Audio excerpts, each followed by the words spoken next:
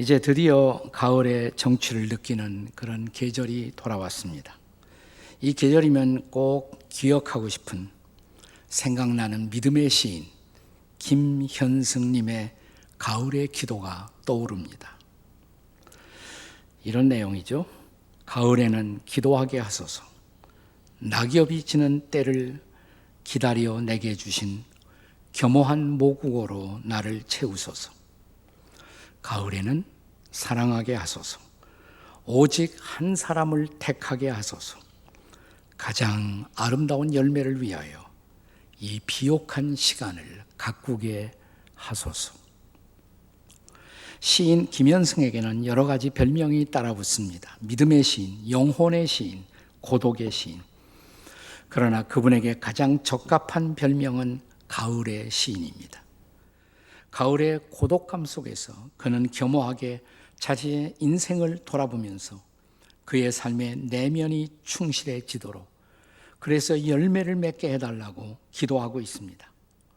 낙엽이 떨어지는 낙엽이 상징하는 죽음의 실존 앞에서 그는 엄숙하고 경건한 마음으로 주어진 마지막 시간 앞에 그 시간을 비옥하게 가꿀 수 있게 해달라고 기도하고 있습니다.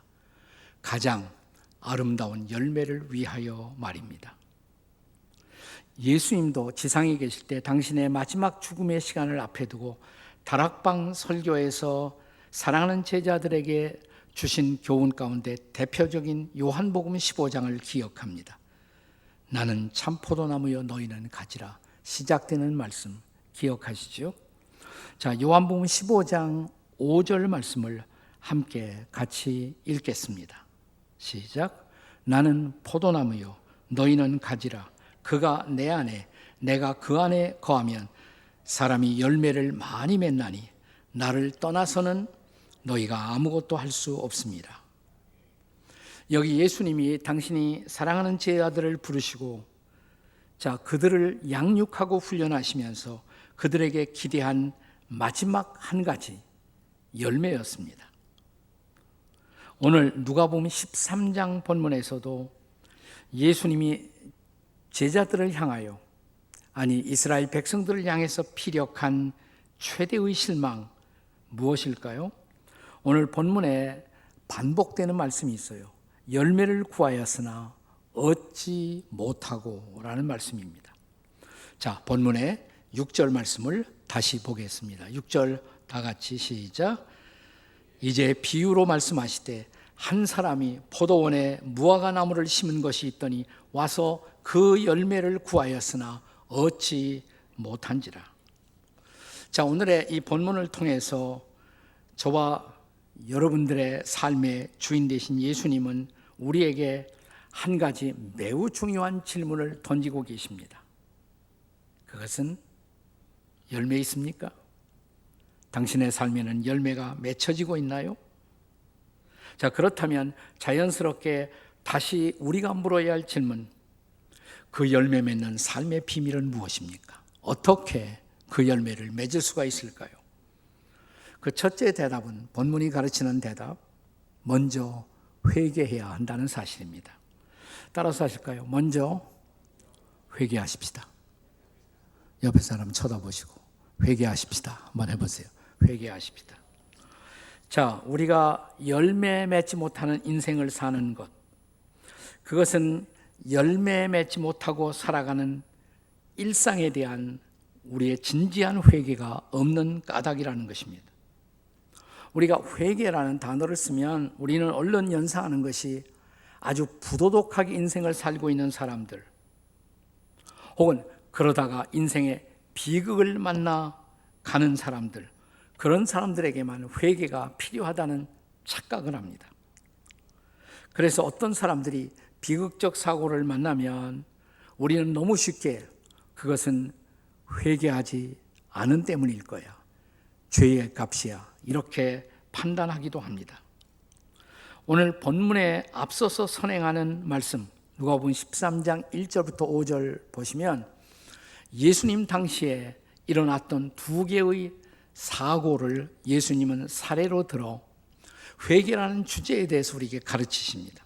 여기 두 개의 뉴스, 그 첫째는 갈릴리에 살고 있던 민족주의자들이 당시에 로마에 대해서 반역한 결과로 그들에게 찾아온 말로, 그리고 두 번째 뉴스는 실로암 못이 있는 망대가 건축 중에 붕괴해서 18명이 사고를 만난 사고사, 이 두 개의 사건을 예수께서 말씀하십니다.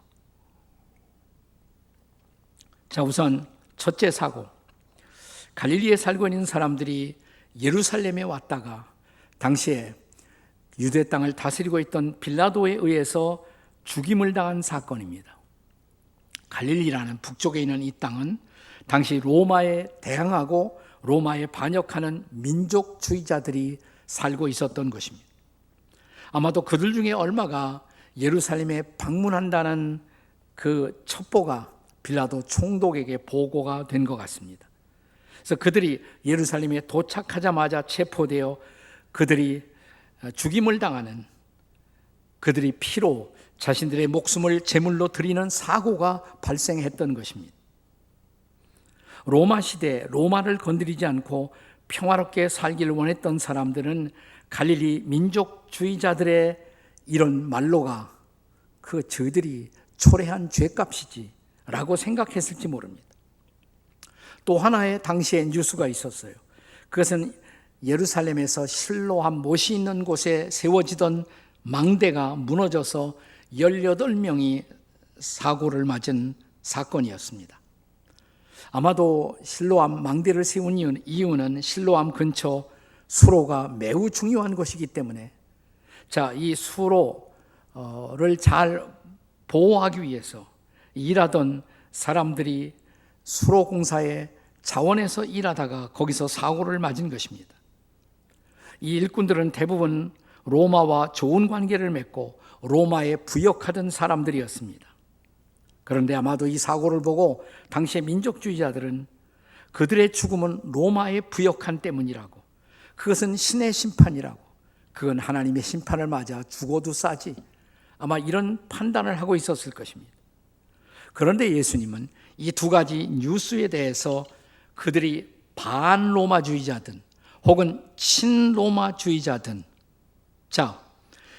그들에게 동일한 질문을 던지고 계십니다. 그들이 다른 사람들보다 더 죄가 많아서 그런 사고를 당한 줄 아느냐라고. 마침 어저께가 미국 뉴욕의 쌍둥이 빌딩이 이슬람 테러리스트들에 의해서 그 두 개의 거대한 건물이 무너지던 그 사고를 연상시킵니다. 20년 전의 사고예요. 그 사고가 일어나던 순간에 저는 하와이 코나에서 세미나에 참석하고 있었습니다. 이 엄청난 소식을 듣고 우리는 세미나를 중단하고 미국을 위해서, 전 세계를 위해서 온종일 기도했던 기억이 새롭습니다. 그 쌍둥이 빌딩에서 일하다가 사고를 만난 사람들, 그들은 다른 사람들보다 과연 죄가 더 많아서 그런 사고를 만난 것일까요?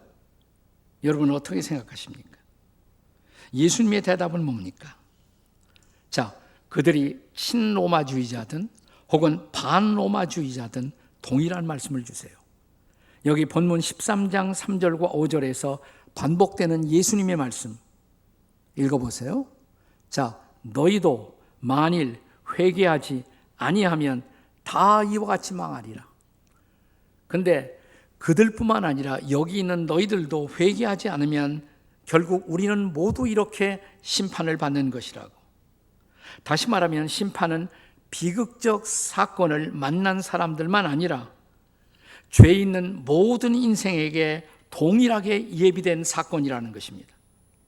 로마에 대한 정치적 입장이 심판을 결정하는 것이 아니라 한 사람 한 사람 우리 개인이 하나님 앞에 범한 죄로 말미암아 심판을 초래하는 것이라고 말씀하십니다. 끔찍한 비극이 일어나지 않아도 우리가 살아가는 하루하루의 일상, 그 일상을 우리가 하나님의 심판의 안목에서 바라보고 살고 있어야 할 중요한 이유를 말씀하시는 것입니다. 어느 날 갑자기 비극이 일어나지 않아도 우리는 결국 다 죽습니다. 그리고 우리는 결국 다 하나님의 심판대 앞에 서야 합니다. 그런 심판을 실존적으로 그 심판은 오늘 나에게도 임할 수 있다 인식하고 살아가는 사람이라야 짤막한 인생 살면서 열매를 맺는 인생을 살 수가 있다는 것입니다. 지나간 종교 개혁자들이 그들이 발견했던 성경에서의 중요한 진리, 그들의 삶의 모토 중에 하나가 하나님 앞에서 산다였어요. 이걸 코람 데오, 라틴어 말로 그렇게 불렀습니다. 데오라는 말은 하나님이라는 말이고 코람이라는 말은 앞에서, 그러니까 코람 데오 그러면 하나님 앞에서 산다 이런 뜻이죠. 다 같이 코람 데오. 네, 이걸 다른 말로 신전의식이다 이렇게 말합니다. 신 앞에서, 하나님 앞에서 살아간다. 신전의식.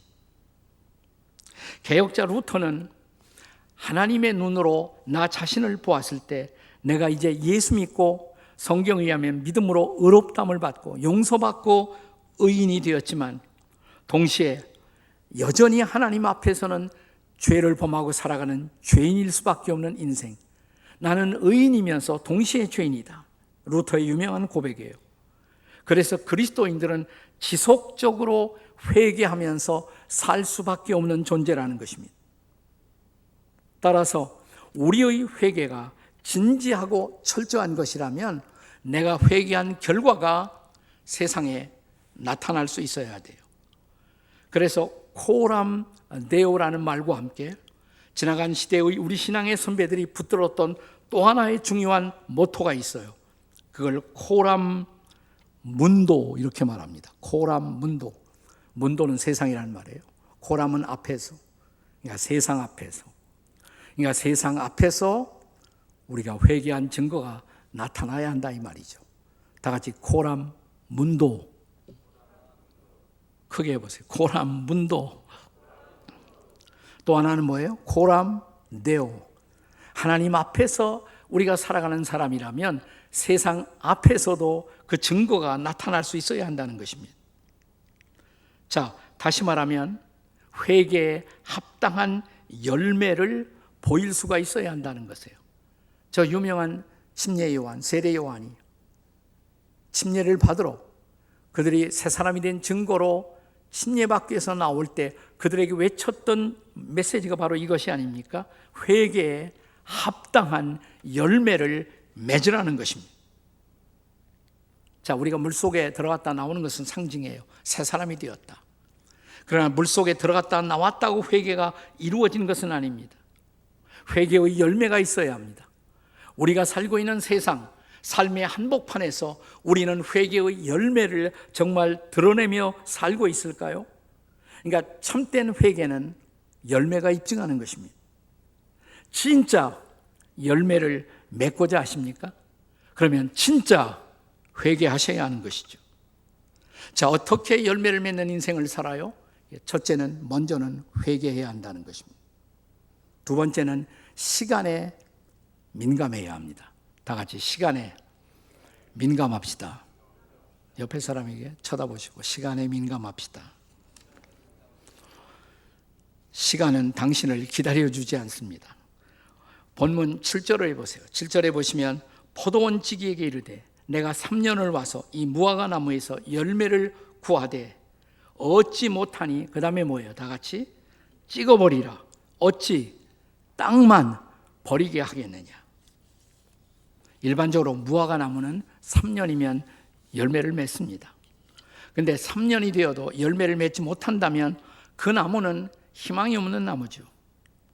찍어버리던가 나무를 교체할 수밖에 없습니다.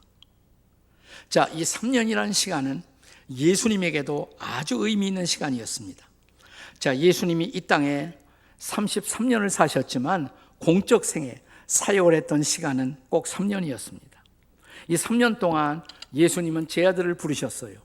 그들을 가르치시고 제자로 양육하시고, 그리고 이 세상을 떠나기 직전에 양육했던 제자들에게 그들이 열매 맺기를 기대하신 것입니다. 자, 유명한 요한복음 15장을 다시 묵상해 보세요.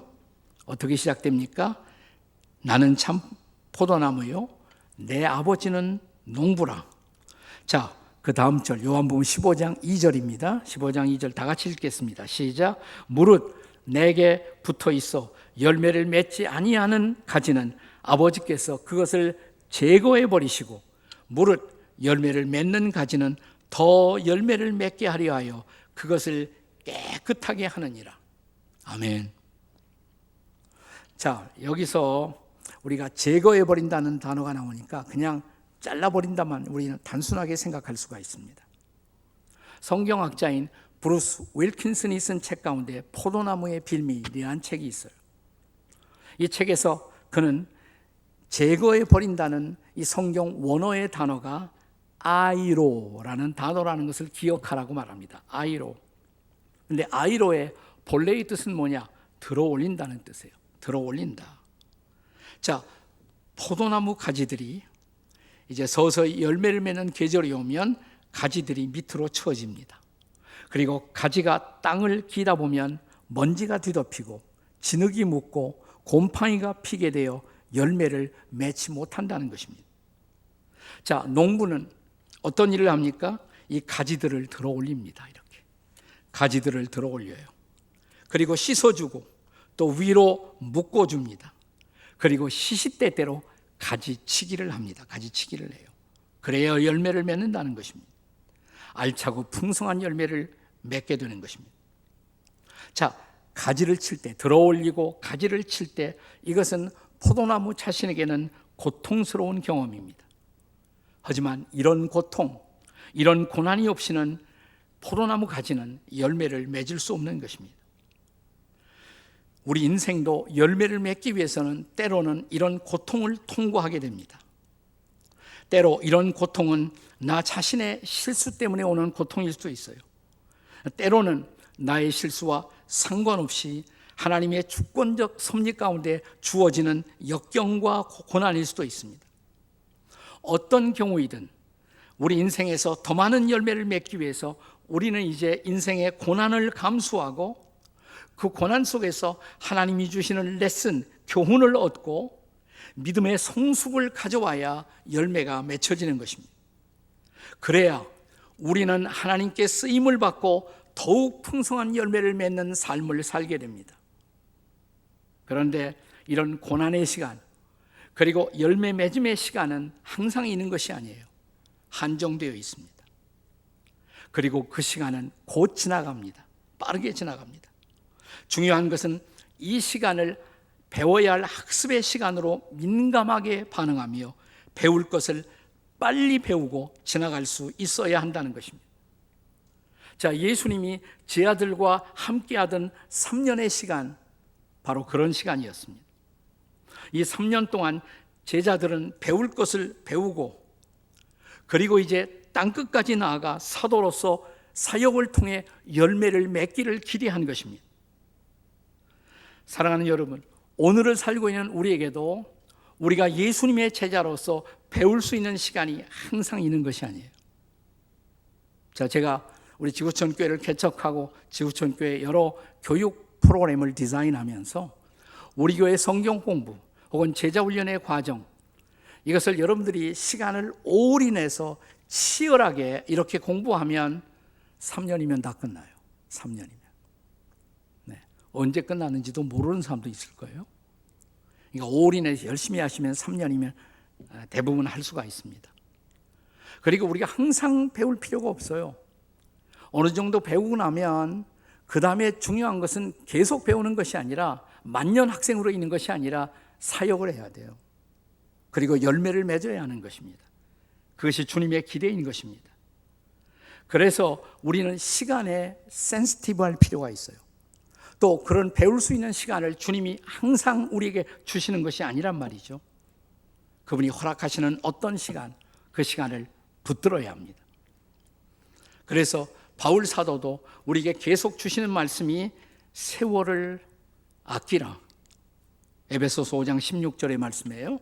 근데 이것을 본래 성경 원문에 합당하도록 다시 번역한다면 시간을 구속하라 이런 뜻이에요. 시간을 구속하라. 영어로 말하면 redeem the time 이렇게 되어 있습니다. redeem the time. 시간을 redeem, 구속하라. 이 구속한다는 말은 어떤 대가를 지불하고서라도 그 시간을 통해서 목적을 온전히 회복시켜야 한다는 거예요. 다시 말하면 대가를 지불해서 그분의 기대를 이룰 수 있어야 한다는 것입니다. 시간은 우리를 기다려주지 않습니다. 빨리 갑니다. 제가 어제 9.11 뉴스를 보고 20주년이래요. 벌써 20년이야? 그날, 그 테러가 일어나던 그날 하와이 코나에 세계에서 온 수많은 그리스도인 지도자들과 눈물을 흘리며 같이 기도하던 그 시간, 20년이 지났구나, 세월이. 그렇습니다. 우리가 그리스도의 제자로서 배워야 할 시간에 치열하게 열심히 배우고 나아가 사역할 준비를 해야 합니다. 시간에 민감한 저와 여러분이 될 수 있기를 주의 이름으로 축원합니다. 시간을 붙드십시오. 시간을 구속하십시오. 시간에 민감하십시오. 자, 어떻게 열매를 맺을 수 있습니까? 세 번째, 구체적 응답이 있어야 합니다.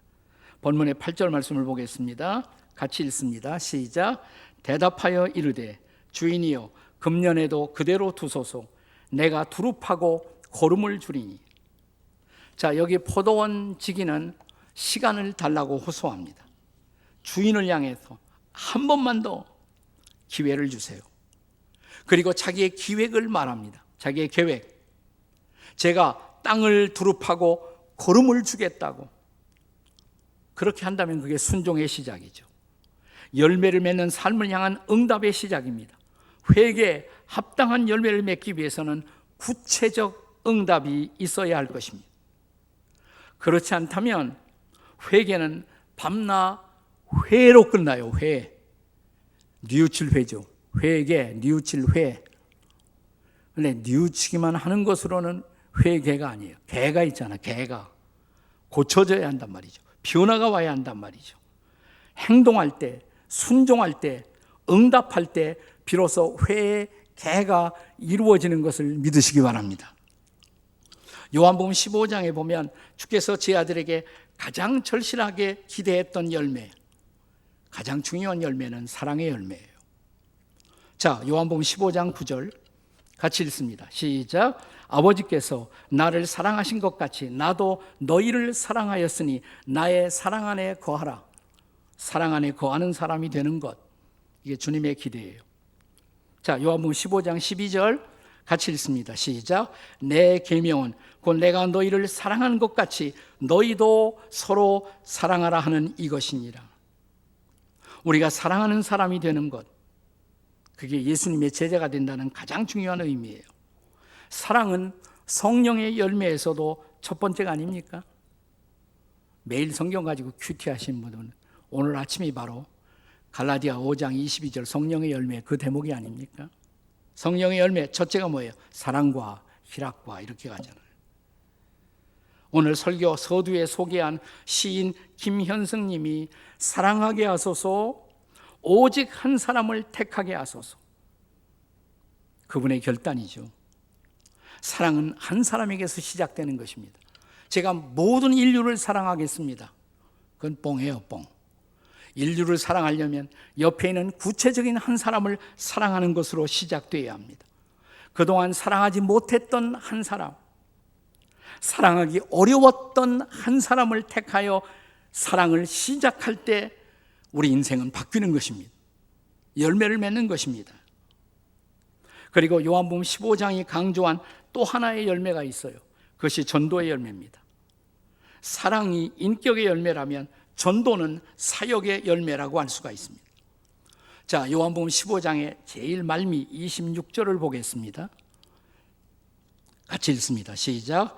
내가 아버지께로부터 보낼 보혜사 곧 아버지께로부터 나오시는 진리의 성령이 오실 때 그가 나를 뭐예요? 증언하실 것이요.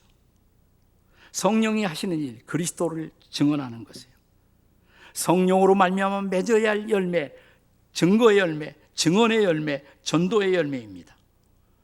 우리가 늘 하는 말, 콩 심은 데 콩 나고 팥 심은 데 팥 나고, 그러면 그리스도인이라면 내가 심어진 그곳에서 그리스도인이라는 또 다른 열매가 맺어져야 합당하죠. 자, 내가 그리스도인답지 않은 삶에서 돌이켜 회개했다면 그리스도인다운 모습, 나를 통해 또 다른 그리스도인들이 탄생하는 열매, 전도 열매가 있어야 한단 말이죠. 자, 인생에 가을이 오고 있습니다. 추수의 계절, 열매가 있습니까? 조금 있으면 겨울이 멀지 않았는데, 자, 나를 통해 그동안 예수 믿고 구원받은 사람들 몇 명이나 될까요? 열매가 있습니까? 당신의 삶에는 열매가 있습니까? 당신의 믿음의 영역에는 열매가 있습니까? 그 열매는 누구입니까? 제가 최근에 소개했던 인물 가운데 맹의순 전도사님, 나의 잔이 넘치나이다라는 책의 주인공, 거제도에 있는 포로 수용소에서 억울하게, 이 사람이 원래 신학생 전도사님인데 인민군으로, 북한군으로 오해받아 거기 수용소에 갇힌 거예요. 나 이 사람을 통해서 놀라운 열매가 이 수용소에 하나님의 살아계심이 드러나게 되지 않았죠. 비록 27살을 살고 떠났지만 그는 열매 맺는 인생을 증언하고 떠났습니다. 최근에 이 사람의 삶을 잘 보여주기 위해서, 그가 원래 저 서울역 앞에 남대문 교회 전도사였거든요. 남대문 교회에서 이 사람이 쓴 일기를 발견하고 책을 만들었어요. 최근에 출판된 책이에요. 십자가의 길이라는 책이 출간되었습니다. 자, 맹의순 전도사, 그가 억울하게 이 수용소에 수용되면서 얼마 되지 않아 그는 이런 일기를 남깁니다. 들어보세요. 이 황야 포로 수용소에서 좀 더 바울의 아라비아 사막지대와 같이 진지한 죄 회개의 생활을 영위하자, 자기 자신에게 다짐한 거예요. 여러분, 억울하게 들어갔으면 이 억울함을 빨리 내가 풀어야겠다, 뭐 이런 거 나 같으면 쓸 것 같은데, 나는 여기서 회개해야 한다, 내가 철저하게 회개하는 시간으로 삼자. 그의 억울함을 잊어버리고 그 포로 수용소의 생활을 회개의 시간으로 주님 앞에 드렸던 이 사람, 범상하지 않죠. 그리고 얼마 지나지 않아 그는 또 이런 일기를 남깁니다. 밤에 예배당에서 심종태 형에게 신앙으로 구원받는 도리를 설명하다 밤 1시에 취침. 한밤중에도 한 사람을 붙들고 복음을 전하기 위해서 씨름하던 그의 치열한 인생, 짧지만 그가 아름다운 열매를 맺은 것이 당연하지 않습니까? 그가 거기에서 세상을 떠났을 때 중공군까지 와서 통곡을 하며 그에게서 예수를 보았다고, 하나님을 보았다고. 저와 여러분의 인생 속에 열매 맺는 삶의 비밀이 거기에 있습니다. 그러면 사랑하는 여러분, 이 아름다운 가을, 저와 여러분은 어떤 열매를 맺고 계십니까? 아니, 열매를 맺기로 결단하시겠습니까? 내게 사랑의 삶이 목마르지 않나요? 최근에 복음을 가지고 옆에 누군가를 붙들고 밤까지 가리지 않고 복음을 설명하다가 새벽을 맞은 그런 경험이 있나요? 겨울이 오고 있습니다. 인생의 겨울이 오기 전에 이 가을에 우리가 해야 할 열매를 맺어야 합니다. 기도하시겠습니다.